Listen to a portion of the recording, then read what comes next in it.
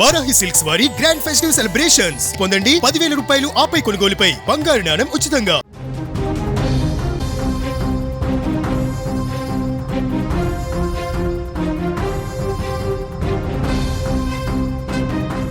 Hyderabad టోలీ చౌకీలో road ప్రమాదం చోటు చేసుకుంది. బైక్ స్కీట్ కావడంతో బస్సు కింద యువకుడు పడినట్లుగా తెలుస్తోంది. యువకుడి పైనుంచి కూడా ప్రైవేట్ బస్సు వెళ్లినట్లుగా తెలుస్తోంది. ఈ ప్రమాదంలో యువకుడు అక్కడికక్కడే మృతి చెందాడు. యువకుడు డెలివరీ బాయ్గా కూడా పనిచేస్తున్నట్లు సమాచారం అయితే అందుతోంది.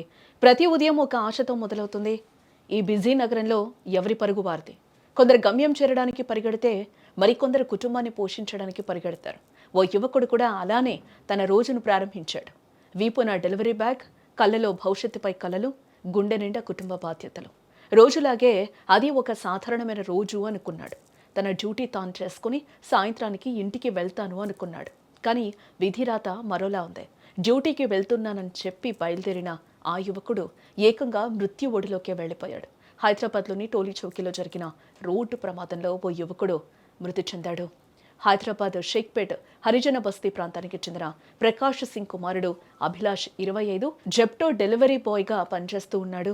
ప్రతిరోజు మాదిరిగానే డెలివరీ కోసం బైక్పై టోలీ చౌకీ ప్రాంతంలో వెళ్తూ ఉండగా బైక్ స్కిడ్ అయి కింద పడ్డాడు. వెంటనే వెనకాల ఓ ప్రైవేట్ బస్సు అభిషేక్ తలపై నుంచి వెళ్ళిపోయింది. దీంతో స్పాట్లోనే అభిషేక్ మృతి చెందాడు. ఇదిలా ఉంటే రోడ్డుపై మృతదేహం పడున్నా రోడ్డుపై వెళుతున్న వాహనదారులు పట్టించుకోకుండా వెళ్లిన తీరు మానవత్వం ఉనికినే ప్రశ్నార్థకంగా మార్చింది ఇక్కడ అని కూడా మనం చెప్పుకోవచ్చు. ఇకపోతే మన దేశంలో డెలివరీ స్టార్టప్లు క్విక్ కామర్స్ పై ఫోకస్ చేసిన సంగతి తెలిసిందే. సిటీల్లో కేవలం 10 నిమిషాల్లో డెలివరీ ఇస్తూ ఉన్నాయి.